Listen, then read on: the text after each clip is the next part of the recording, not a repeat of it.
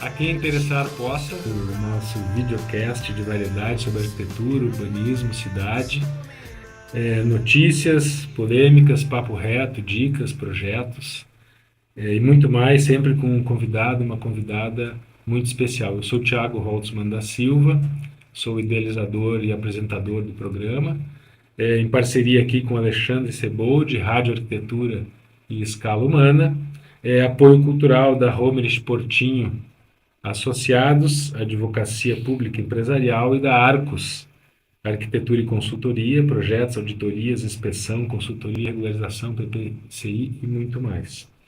Curadoria musical, que vocês ouviram, né, aí na abertura, curadoria do Irã Dudek, e nós ouvimos o Coldplay, a música Paradise, né, que o Guy Berryman, baixista do Coldplay, foi estudante de arquitetura.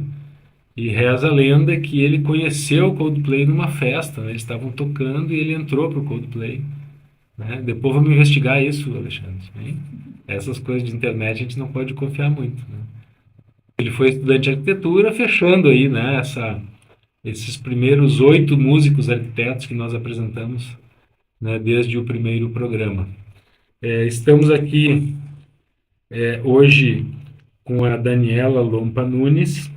A Dani é arquiteta de formação, fomos contemporâneos, né, Dani, na faculdade, especialista em comunicação, marketing, branding, design, palestrante, consultora, pesquisa nessas áreas de atuação, né, fundadora da Purpose, Marcas com Alma, né, com aí 25 anos de atuação nessa área, coordenadora de estratégias do Pacto Alegre, e recebeu esse ano a medalha Cidade Porto Alegre. Sobre vários desses temas, Dani, nós vamos conversar. Né, muito obrigado aí pela tua presença. Um prazer estar aqui. Feliz com o convite. Obrigada. Não, muito bom. Valeu por ter aceito também. Né, acho que vai ser muito bom. Iniciamos com o nosso primeiro quadro, que é o que está pegando.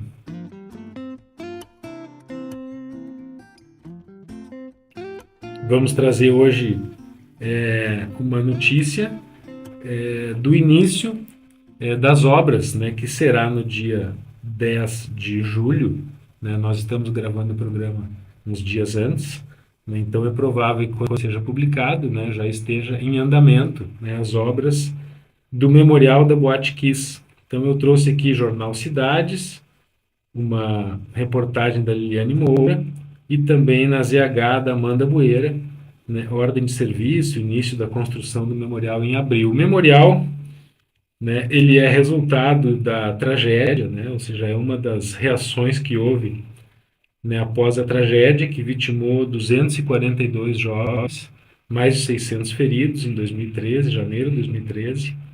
E a Associação das Vítimas organizou um concurso público nacional, né, que contou, né, com a organização, parceria do IAB e da Prefeitura de Santa Maria.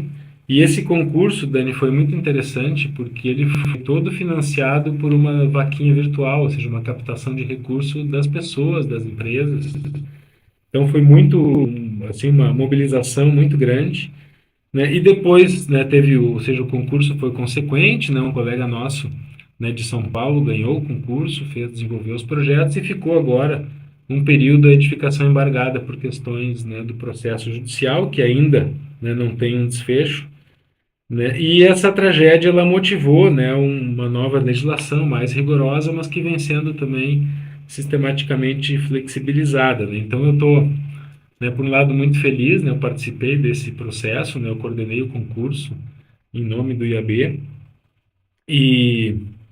ou seja, feliz, né, apesar de que é né, uma situação, né, muito triste, muito trágica, né, mas eu acho que marcar esse acontecimento com um memorial que mantenha essa lembrança para que isso não se repita de novo, né, é muito importante. O que eu queria fazer uma provocação para ti, assim, a gente teve agora as enchentes de maio e o que me preocupa é que também essa reação, positiva para enfrentar o tema das enchentes também, assim, a coisa parece que vai ficando mais morna, né? Vai passando o tempo e a gente vai esquecendo, né? No caso lá da Boate Kiss, o tema do rigor da legislação e tal, que no primeiro momento foi muito defendido por todos, hoje todos, né, a grande maioria buscando flexibilizar, porque é caro, porque demora, porque é difícil, né? Então esse é o receio que eu tenho que possa acontecer também com o tema das enchentes, né? Esse é a questão regularização, né? É algo e legislação em relação às construções é algo tão importante, né, Tiago? E, e a gente vê, né, uma tendência no Brasil, assim, a ter um afrouxamento, a ter, né, então, assim, que importante é a gente levar com seriedade esses temas, né, que importante é a sociedade mesmo entender É, dessa importância também, né, a gente não fugir disso, a gente importantizar e realmente cobrar de autoridades que isso exista, né, a Boate Kiss, uma tragédia, né, uma tristeza, a gente que tem filhos, né, se imagina numa situação dessas, assim, é sim. inimaginável, né. Em relação às enchentes, é outra Também tua família é de realidade. Estrela, tu é de Estrela, né? Nós somos daqui, meu pai médico foi trabalha lá, eu já era nascida, meu irmão também, Uhum. e, e ele segue lá, ele teve a casa atingida, bem atingida também, isso que é uma casa alta, que nunca se imaginou chegar água, né? Tanto que a gente desmarcou a primeira entrevista Sim, aqui por sim, causa aham. disso, né? Porque eu estava indo lá ajudar. Enfim, então, usar, né, esses momentos realmente que marcam a comunidade para a gente poder evoluir, para poder avançar, passa, né, por essa questão da enchente, da questão da botkiss e, assim, toda a questão de crise climática, né, que a gente, na verdade, vai avançar esse assunto aqui, porque muito hoje do que eu faço tem a ver esse tema da Sim. regeneração, de buscar esse olhar. E por um lado a qualidade, eu vejo pelo menos, né, uma qualidade na nossa legislação em geral, no que toca aos nossos temas aí da arquitetura, do urbanismo, da regulação, digamos, mas que não são atendidas, né, ou são pouco atendidas, ou é flexibilizado, ou tem um jeitinho, né, acaba não sendo cumprido e depois acontecem essas tragédias, né, no caso dos planos diretores, ou seja, ocupar lugares que não pode, né, a gente sabe que não pode, acaba sendo ocupado, a regularização, a não regularização de diversas atividades, né, onde não poderia. Vamos entrar então no nosso papo reto,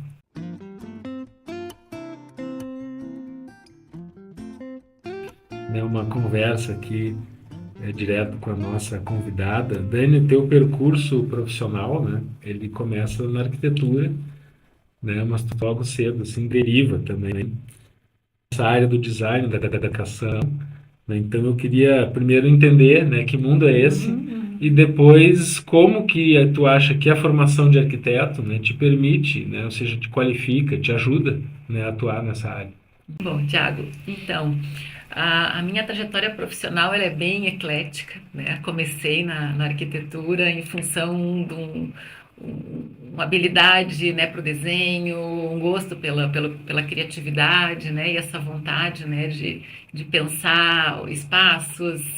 Então, mas logo na arquitetura, na época mesmo da faculdade, eu comecei a desenhar marcas, né, e em função desse gosto de desenho mesmo, isso me levou, né, de uma maneira bem natural, assim, pro design. Do design para a parte de branding, né, porque nada mais é do que a gente pensar a parte Sem conceitual, problematizar as antes, né? estratégias, né, e como é que depois isso vai refletir em desenho, né.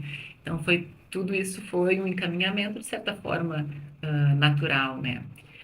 O que não foi tão natural foi essa outra virada, né, essa outra transição Sim, que porque esse primeiro momento é o momento da CDA, né? Eu me lembro, o Camilo trabalhou com vocês isso, lá, né? isso. O Zé também, ou seja, a equipe de vocês eu me lembro muito bem, uma referência aqui, né? Muitos trabalhos aí que a gente acompanhou, né? E aí tem essa novidade aí, né? Nos É, conta. na época da CDA, né, no comecinho dela, foi muito no sentido de, tinha o pessoal da arquitetura, a gente começou a sentir uma habilidade para atender lojas, né, varejo, e aí tinha sempre a demanda por ir a marca dessa loja, né? Então essa parte foi bem natural, assim, eu já tinha o gosto, fui me Sim. especializando e juntou a arquitetura como design, né? Na época ainda nem era tão usado, tinha o GAD que já estava mais à frente com esses conceitos juntos também, então foi bem natural isso acontecer assim dessa maneira.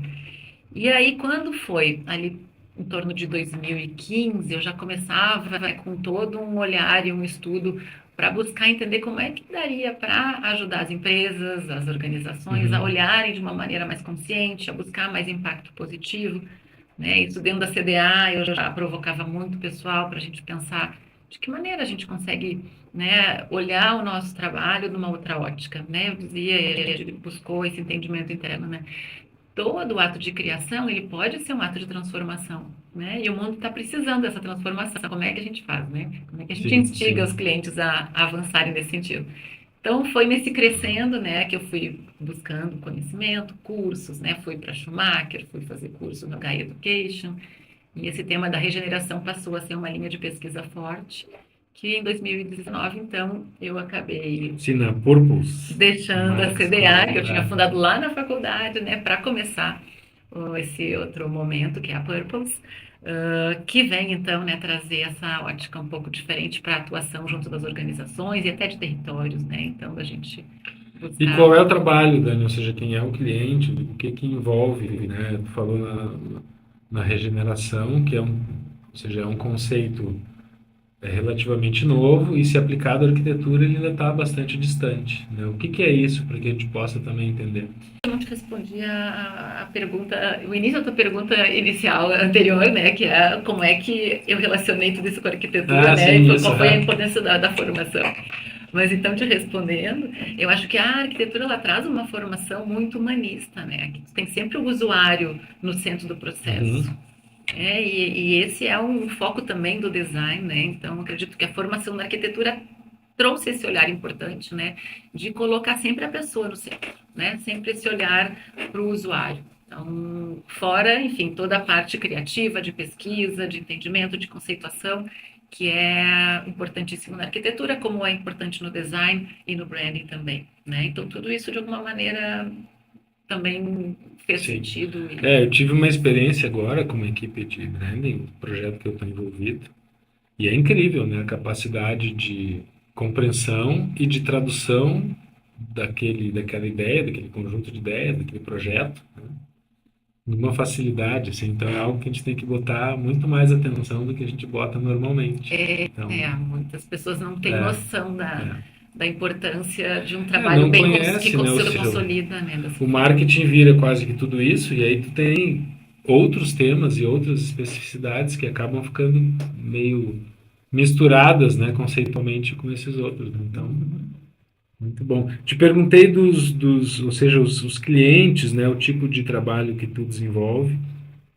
Então, na Pulse a gente tem um olhar fundamental para lideranças, e aí são lideranças de organizações, de territórios, lideranças que entendam que precisam fazer o caminho rumo a impacto positivo, né? O que a gente entende hoje é que a gente vem de um contexto de sociedade, de uma origem da Revolução Industrial, mecanicista, que separou homem da natureza, homens e mulheres, pessoas, povos, né? E que a gente precisa de um outro momento de sociedade aonde a gente consiga migrar, porque tem um autor que eu gosto muito, que é o Charles Eisenstein, que fala que é o território do encontro. Então, assim, Ah, que a legal. gente precisa muito de lideranças que entendam que a gente precisa fazer esse movimento, né? E na Purpose a gente tem um olhar especial para ajudar esses líderes a fazerem essa transição. E isso, nós é muito, assim, digamos, contra a correnteza, né? Eu imagino, porque o capitalismo que a gente está dentro dele aqui no Brasil, ou seja, esse, que era o chamado terceiro mundo, é hiperpredatório, né? E ele realmente essa lógica da sociedade industrial se impõe, né, de uma maneira assim, ó, é a lei do mais forte, né, que se impõe. E essa compaixão, empatia, generosidade e formação de liderança e a diversidade, isso vai meio contra a corrente, né? Como é que como é que é incorporado isso? Deixa eu ver se eu vou conseguir fazer a pergunta. O que que tu põe na mesa para esse cliente, para esse parceiro, para fazer essa virada de chave? Porque não é, isso é intencional, não é uma coisa natural, né? A gente trabalhar com esses conceitos, né? O normal, inclusive, está todo mundo nos empurrando, sim, né, para outro lado. sim. Bom, o primeiro momento é um entendimento de contexto, né, de sensibilização. A gente está vivendo um mundo, né? A gente está sentindo os reflexos desse mundo, que foi desenhado por nós, que são reflexos, negativos, reflexos de uma crise climática que vem dando provas, e eu brinco, né? Não precisa mais desenhar, né? Já tem longa-metragem mostrando para gente que os problemas estão instalados. Então, primeiro momento, essas lideranças precisam entender e percebem, e as pessoas como um todo vêm percebendo que o problema está instalado.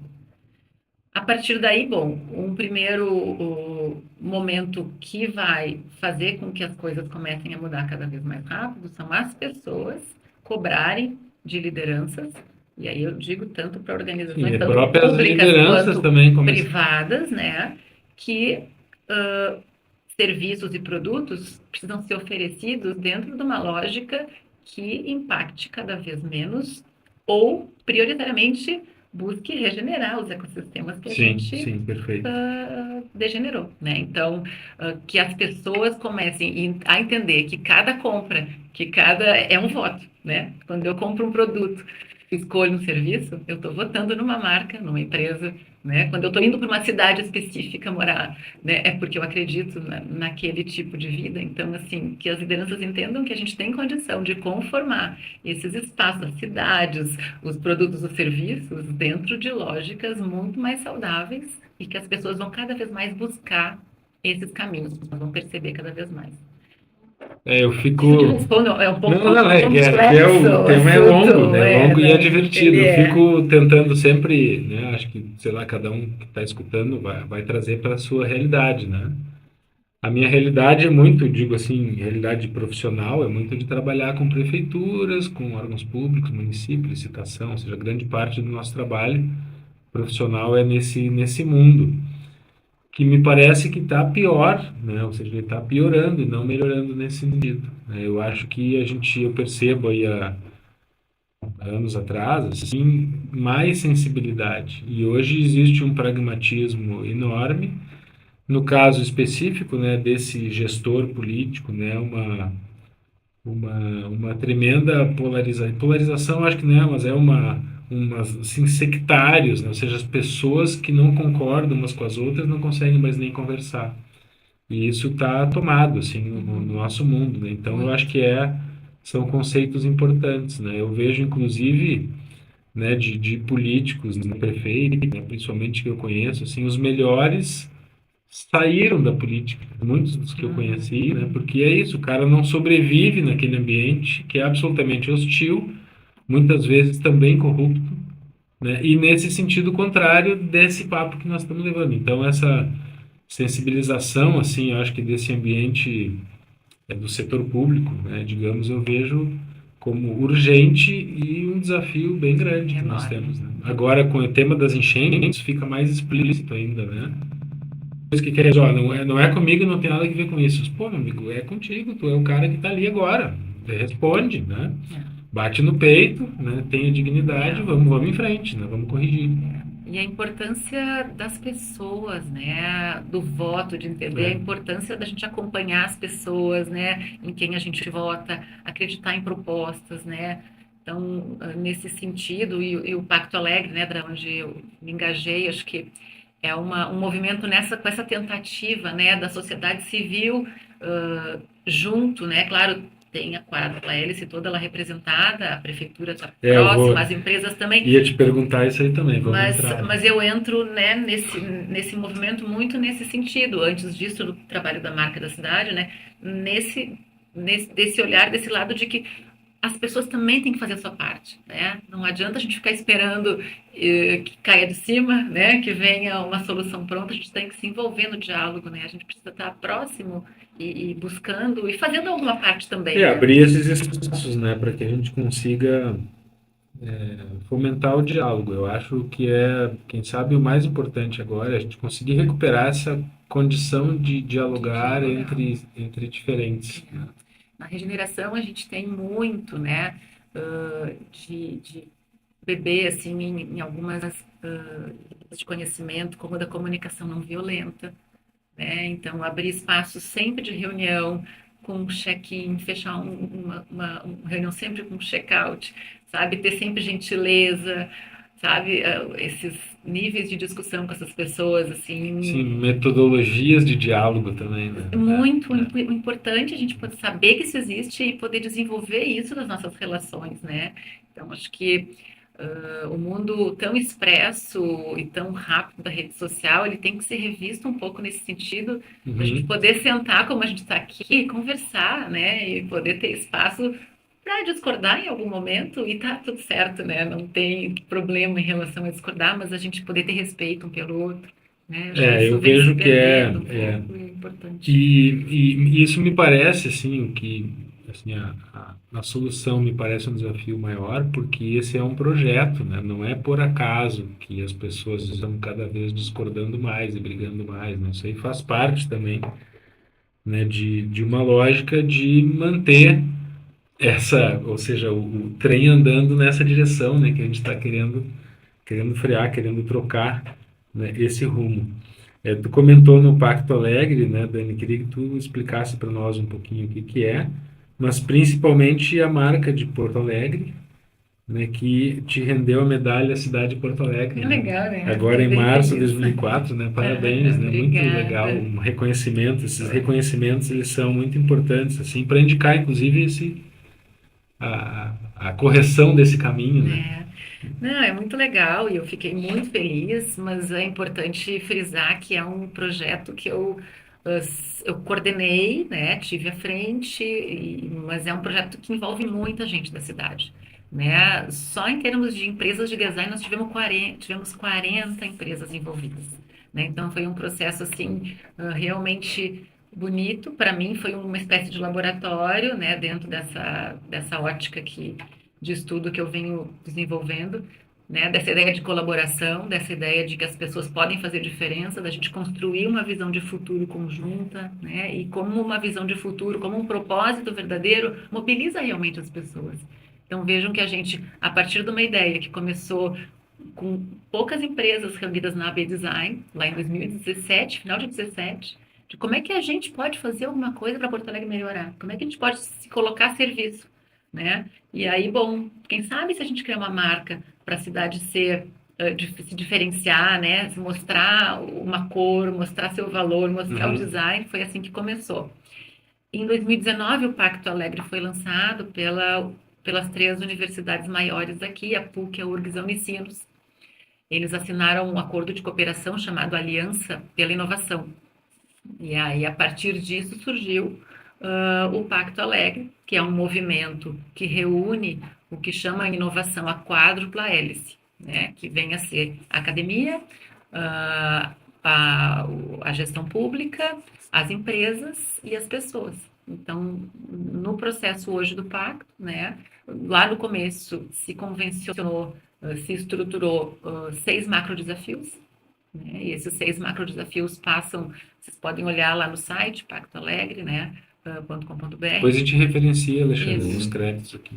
E a gente tem, então, um dos grandes é a imagem da cidade, né? Um dos macro desafios elaborados lá atrás. E foi aí que a marca, que era o projeto que a gente estava Sim, entrou avançando, nessa entrou linha aí. nessa linha e ganhou muita atração, ganhou esse espaço na E como é que cidade está para hoje? Ela, crescer. ela, ela foi apropriada ou... Ela foi apropriada, começou na época do prefeito anterior, né? E nesse prefeito atual que também abraçou o pacto. Isso está sendo legal, porque o pacto, sendo uma coisa apartidária, está conseguindo se manter de gestão a gestão, né? Espero que para o próximo a gente consiga se manter relevantes, né? Porque estão entendendo que é um lugar onde se consegue, né, avançar Sim, várias alguns frentes, diálogos. né? E a marca, a gestão atual propôs na Câmara de Vereadores que a marca virasse lei. Então, hoje é a marca oficial de Porto Alegre, a prefeitura adota para toda a parte promocional, todas as feiras que Porto Alegre, que a Secretaria de Sim, Turismo turismo, vai, promoções, né, eventos. é promovida. Tem todo um projeto de turismo que estava, assim, prontíssimo para avançar lindamente pré-enchente deu Agora uma parada, tudo né? de novo agora. Inclusive Recomeçar, assim, né? com ter receptivo no aeroporto, tudo bem bonito, com vários projetos bacanas para acontecerem, né? Mas o importante é entender que esse projeto da marca de Poa, que é um projeto feito pelo coletivo da população, né? Entregue à cidade, virou lei, e que não vai ser uma outra gestão que, a princípio, abandone esse projeto. Então, assim, ele é lento, porque Sim, não é uma tem. coisa, Todo o ela processo é de orgânica, participação ele né? demora mais, né? Mas está Tem, lá e ela é utilizada, está viva. Hoje mesmo recebi do pessoal que tem o portal agora oficial da cidade, que é o destinopoa.com.br. Recebi de surpresa em casa uma camiseta com uma campanha pedindo que eu vestisse num lugar preferido meu da cidade, que postasse. legal. Então eles estão fazendo uma campanha Sim, usando a marca da cidade no portal oficial. Então tudo vai fechando, mas é uma coisa que vai aos poucos, né? muito bom. Vai caminhando. Muito bom, Dani, obrigado. Vamos para o nosso próximo quadro aqui. Sim, porque assunto não Não, senão a gente vai, né? Mas é, queria agradecer, né? Até tinha outras coisas aqui anotadas, mas acho que a gente deu, né? Fez um bom guarda-chuva. Vamos referenciar depois também, né? Esses links que tu comentou. Agora vamos para o nosso quadro Lado B.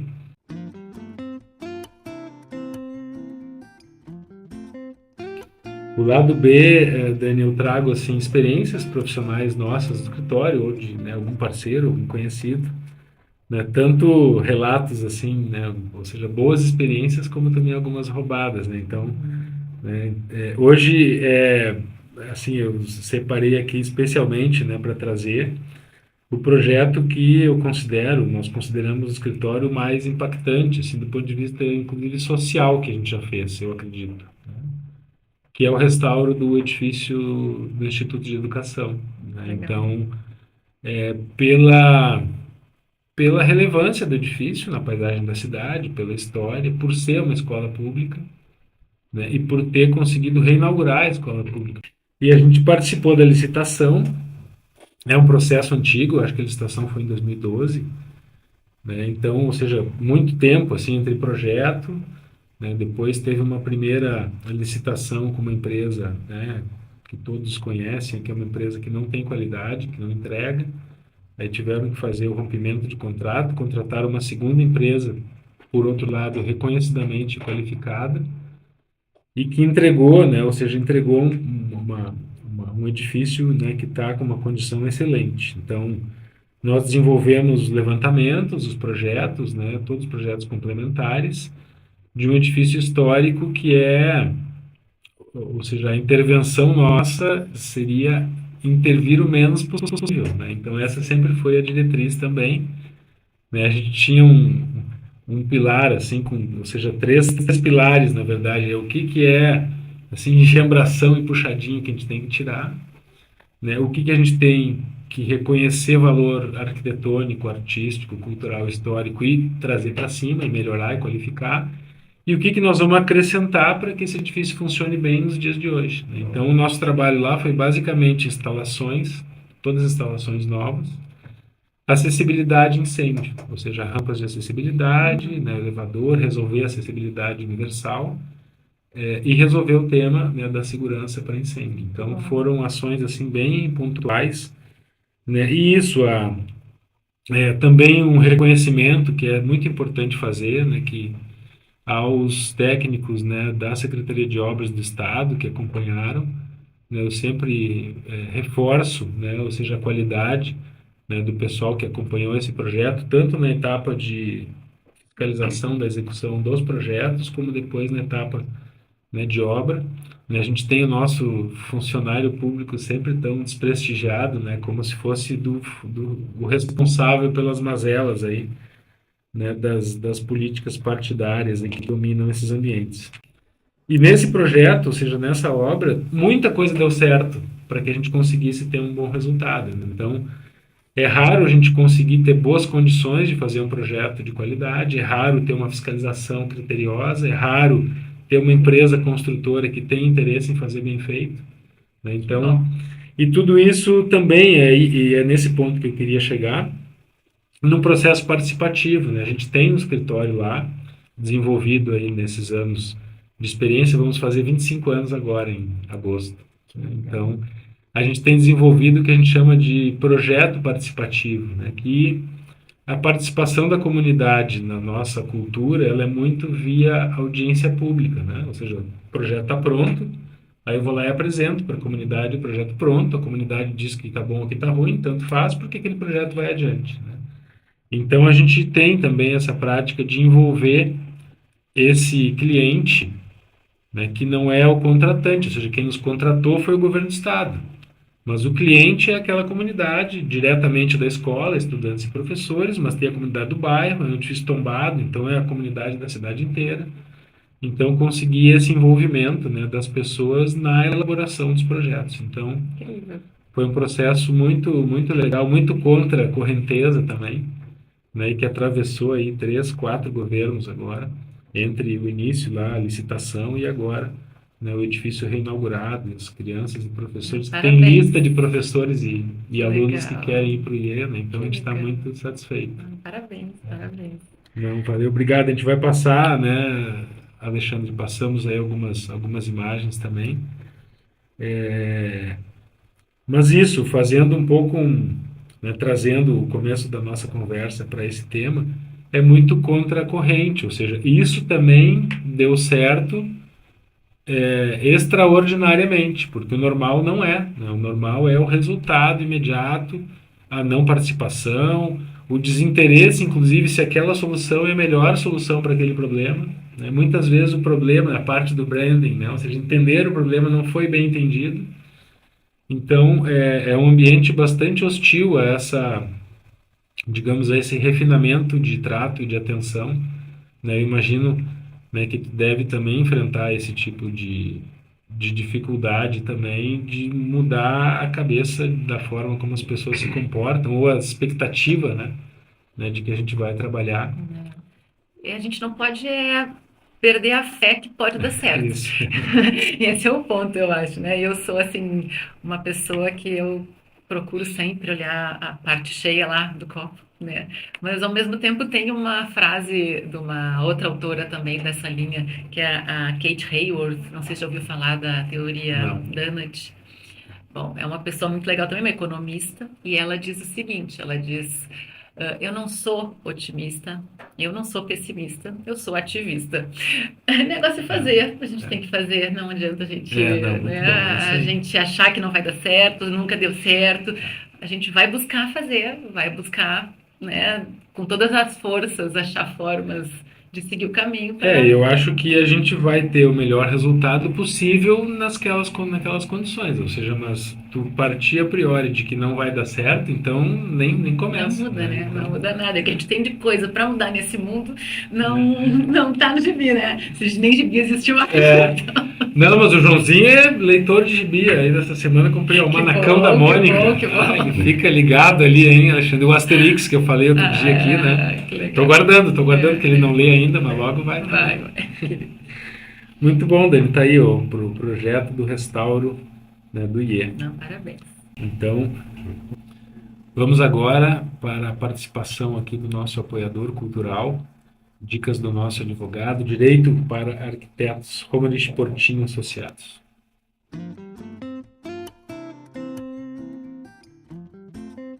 Nosso quadro Direito para Arquitetos, dicas aqui dos nossos advogados. Hoje está com a gente aqui o Dr. Alexandre Portinho, que é advogado e contabilista, lá da Romerich Portinho e Associados, que são nossos apoiadores culturais. Muito obrigado aí pela presença, doutor Alexandre. A gente tem na nossa profissão uma lógica histórica, né, de atuação dos autônomos, ou seja, o profissional se forma e ele atua de forma autônoma, né, estabelecendo relação com seus clientes como pessoa física. Esse é um processo em extinção, eu diria, né, em função de diversas questões. Mas o que eu gostaria de que vocês trouxessem para nós hoje, doutor Alexandre, é quais são as maneiras que eu posso organizar a formalidade jurídica da atuação do profissional arquiteto autônomo, né, e também como pessoa jurídica. Então, Tiago, é uma satisfação estar aqui, mais uma vez a gente podendo bater esse papo aí sobre direito tributário, sobre a constituição de empresas, né, sempre esclarecendo os arquitetos que hoje saem normalmente da universidade e não tem uma noção de como começar a trabalhar, né? O que acontece, como tu mesmo falou, é exatamente isso. O arquiteto sai formado da faculdade e acaba se constituindo como autônomo, né? Faz a inscrição na prefeitura, e começa a recolher o INSS sobre os ganhos que ele tem e começa a arranjar trabalhos, né? Sempre com um recibo de pagamento de autônomo.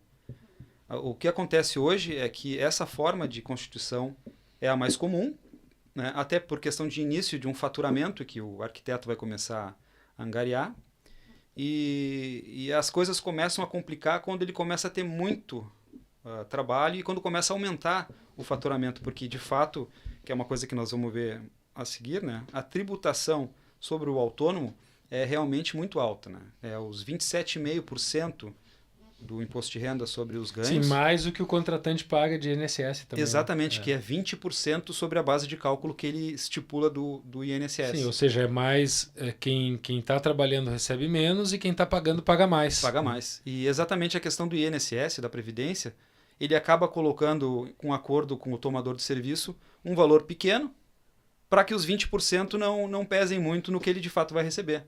Ele não acaba diminuindo a aposentadoria dele na questão do autônomo, né? Para a expectativa de ganhar mais agora, né? Sim, e acaba que esse registro também fica um registro às vezes meio fictício, assim, para tentar superar o tema tributário, né? E Exatamente. na pessoa jurídica, como é que funciona? Quais seriam as melhores alternativas para nós Hoje, na área da arquitetura? Exato. Hoje o profissional da arquitetura, ele pode se reunir em sociedade simples, individual, né?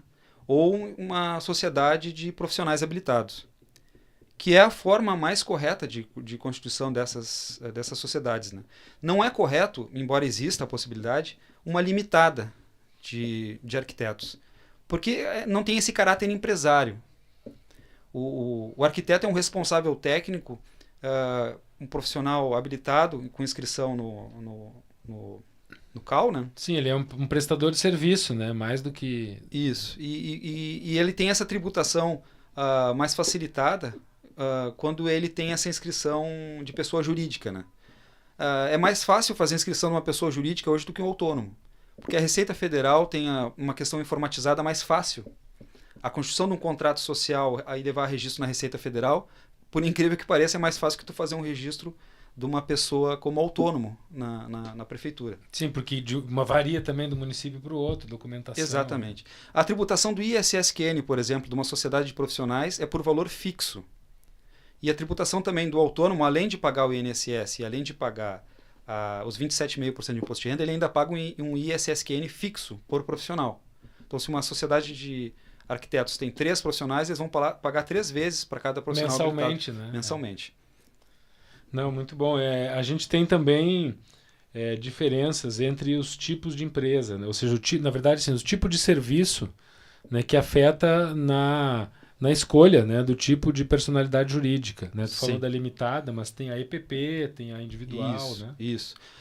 Hoje o arquiteto ele não pode ter MEI, nem algumas formas de construção de sociedades são vedadas para os profissionais arquitetos.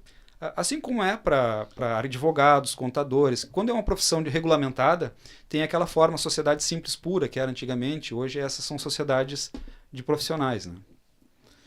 Não, então tá. Agradeço aí, doutor Alexandre, né, por mais essas dicas, né, ou seja, esse material, esses conteúdos, né, relacionados aí ao direito e à contabilidade aqui para nós arquitetos, né?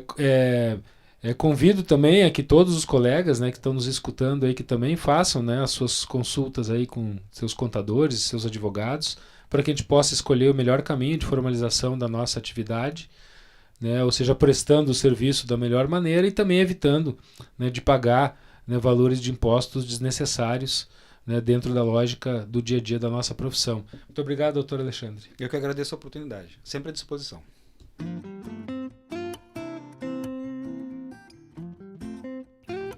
A quem interessar possa, nosso quadro final, né, dicas para todos os interessados aí na nossa profissão, estudantes, arquitetos e as pessoas em geral, né, que se interessam pelos temas da cidade, do urbanismo, da arquitetura.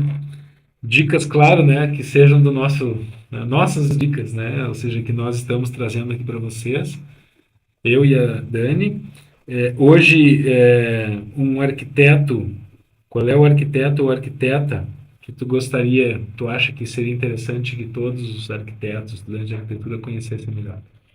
Então, Tiago, a pergunta, né, era um arquiteto pouco conhecido, né? Uhum. Então, tem muitos que eu admiro, muitas arquitetas que eu admiro, mas um muito pouco conhecido e que tem a ver com esse trabalho da regeneração, né? Chama Bill Reed. O Bill, e ele é arquiteto, mas ele tem junto dele fundadora da Regênesis, a Pamela Mang. Então, assim, tem uma mulher junto para fazer um contraponto Sim, a aqui. parceria Só ali, que ela né? não é arquiteta, mas ok, né? A ideia principal que eu queria trazer aqui é que eles são fundadores de um movimento lá nos Estados Unidos, que é uma plataforma chamada Regênesis, né? Que vem desenvolvendo o tema da regeneração há muito tempo, né? E ele, junto com a Pamela e outros parceiros, tem um papel muito importante no sentido de desenvolver ideias, né? Ele partiu da arquitetura, partiu do urbanismo, e o que a gente entende é que todo o espaço construído, seja prédio ou seja urbano, né, ele tem que ser revisado para esse novo momento onde a gente está entendendo que a gente precisa cuidar do meio ambiente, que a gente precisa não só manter sustentável o nosso mundo, porque a sustentabilidade ela é fundamental, mas a gente já avançou além, né? Então a gente tem que regenerar muito também, não só do social, como do ambiental, como do econômico. Então, assim, a Regênesis tem uma linha importante, né, de pensamento e de metodologia, e o Bill Reed, ele é um dos responsáveis por isso, né, trouxe a ótica da arquitetura para dentro desse processo. Então, acho que é importante a Isso gente aí, ó, muito bom. conhecê-lo. Muito bom. Eu selecionei aqui a Carme Pinós. Carme Pinós é uma arquiteta de Barcelona, é uma arquiteta catalã.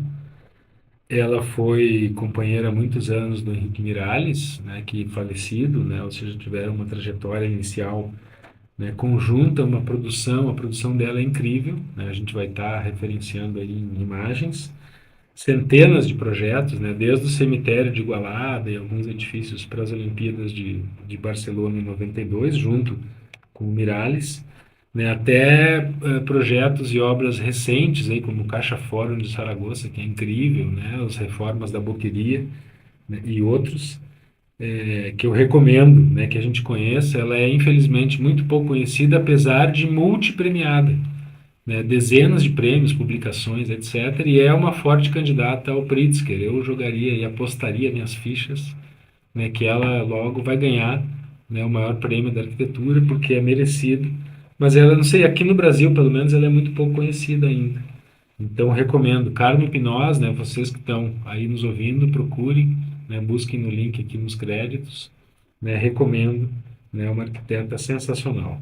E uma obra de arquitetura e urbanismo, Dani, o que que tu sugere?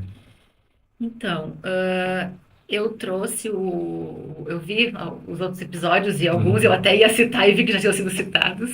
Então, eu trouxe a ideia do Vauban, que é um bairro em Freiburg, né? Que é um bairro totalmente projetado Uhum. para as pessoas, né? Com todas as questões estruturais de sustentabilidade, né? Seja de energia, seja de água. Então, não entra carro, né? Então, o carro chega até um local do bairro, depois distribui, né? Ou de coletivo, ou de bicicleta.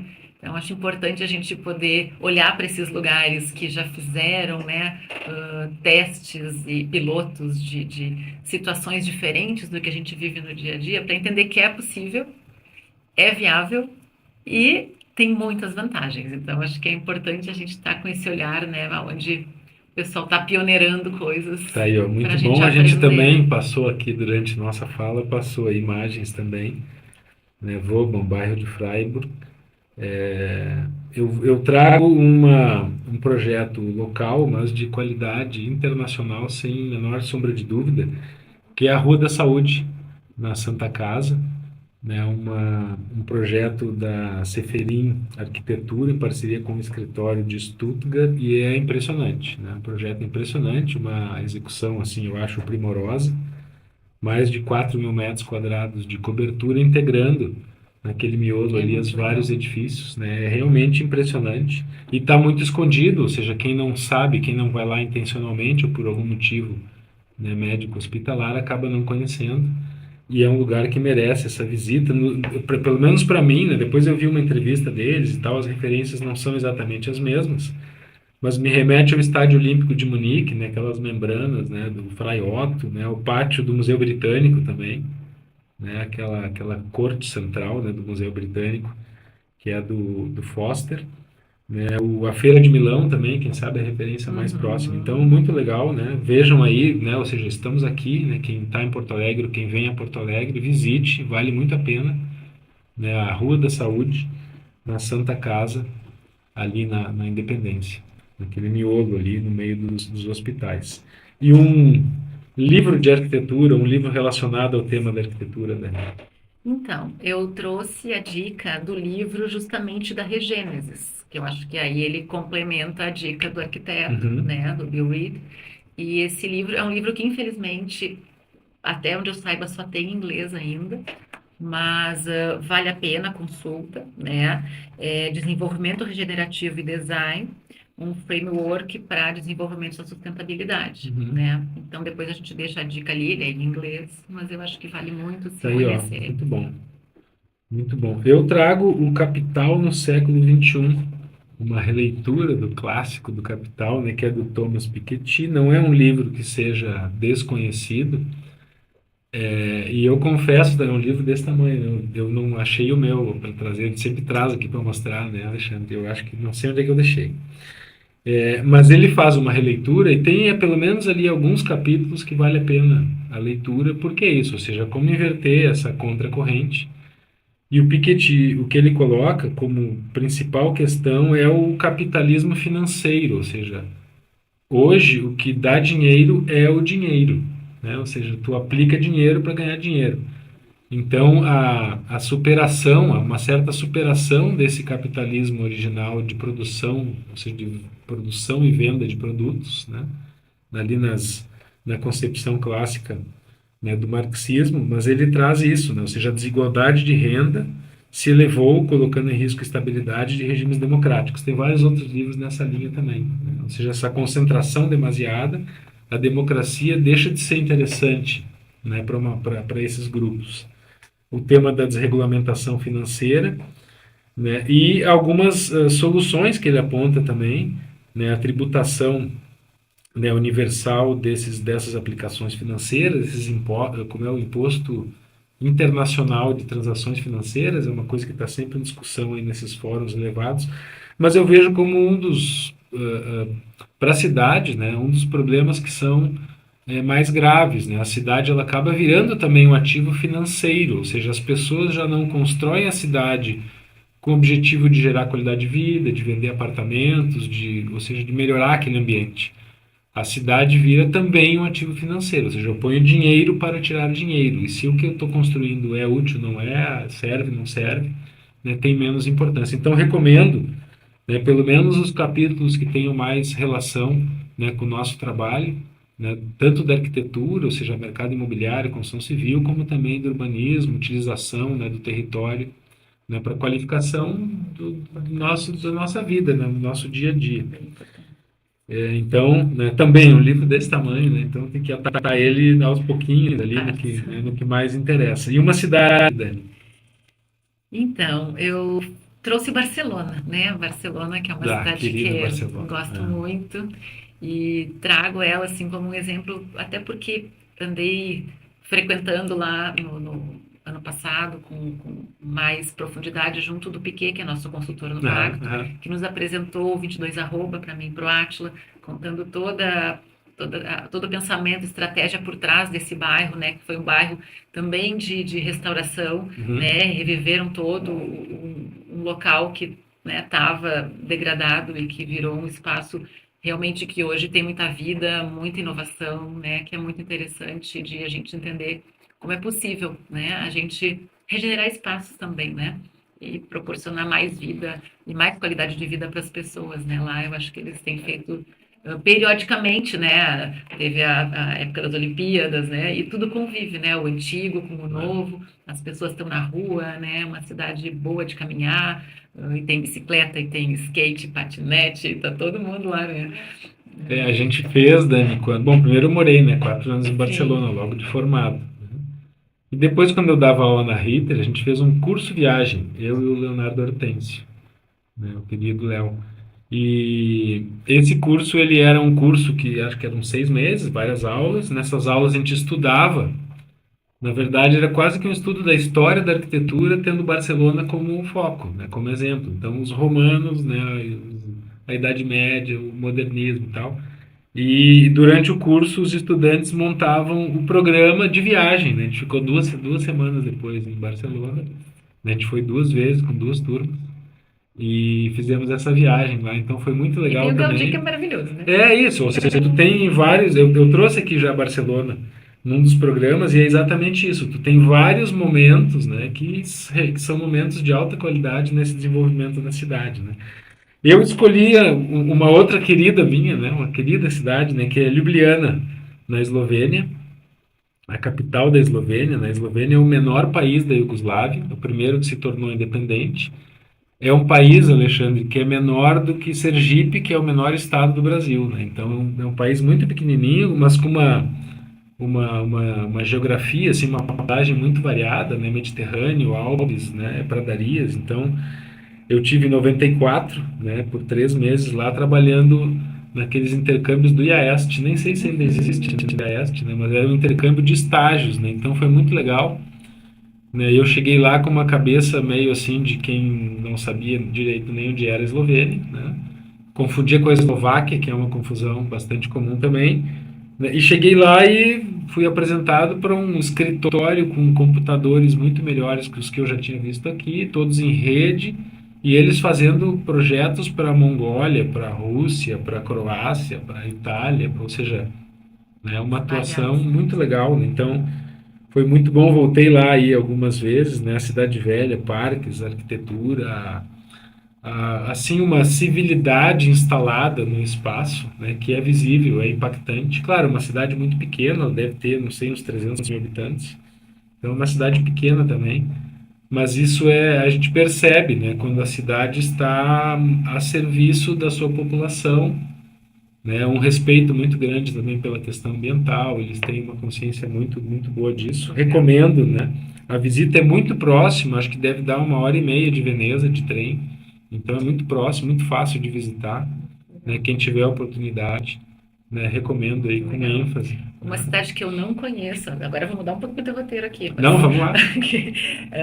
né, que é Medellín na Colômbia, que eu vi que a Marina falou, Aham, a né, Marina falou. de Medellín, e eu tenho escutado muito porque o pessoal do Pacto tem acompanhado bastante. A gente está com Santiago Uribe, que é um Sim, antropólogo sim, de aham. lá, que é consultor hoje Que aqui do vem a Porto Pacto. Alegre agora Ele nesses vai dias, ficar né? 6 meses agora Ah, que aqui, ele bom. acabou de chegar, né, ajudando a consolidar o projeto que é o Territórios Inovadores, né, que é um projeto super bonito do Pacto, que está ajudando a conformar hubs de inovação nas periferias.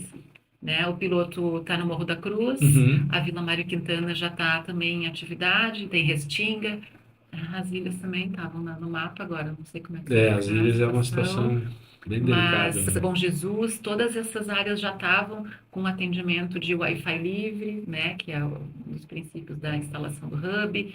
Depois o Sebrae levando educação empreendedora para esses locais. Enfim, é todo um Uhum. projeto e o Santiago Uribe está ajudando Não, tá aí, nessa. ó, muito bom. Eles têm uma experiência e cada ação que ele Então conta é fica, maravilhosa. fica de extra, né? Ou seja, Fica. Barcelona, Ljubljana e Medellín, É.